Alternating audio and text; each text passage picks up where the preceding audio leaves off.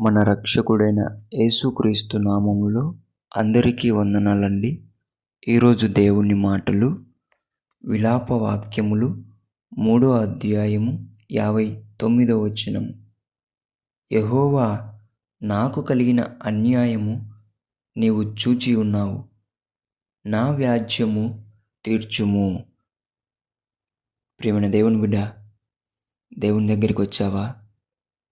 ఎవరికి చెప్పుకోలేక అన్యాయంలో మునిగిపోయావా? దేవుడు నిన్ను చూస్తున్నాడు. నీకు జరిగిన అన్యాయమును ఆయన చూచి ఉన్నాడు. నీ పట్ల దేవుడు వ్యాజ్యము తీర్చేవాడే ఉంటున్నాడు. ఎటువంటి భయం పెట్టుకోకు, ఎటువంటి దిగులు పెట్టుకోకు, వ్యర్థమైన కన్నీరు అస్సలు కార్చుకు. ఎందుకంటే ఆయన ఎన్నటికీ అన్యాయస్తుడు కాడు. ఎవరు? నీ దేవుడు. మనుషులు మనల్ని అన్యాయంగా మాట్లాడతారు, మన పట్ల ప్రవర్తిస్తారు, కానీ నీ దేవుడు చూస్తున్నాడు. నువ్వేం దిగులు పడద్దు, ఏ భయం పెట్టుకోవద్దు. నీ దేవుడు నీకు జరిగిన అన్యాయమును చూసి ఉన్నాడు. ఆయననే వ్యాజ్యమాడతాడు. నీవు మౌనముగా ఉండు, ఆయన చేతిలో పెట్టు నీకు జరిగిన అన్యాయమును.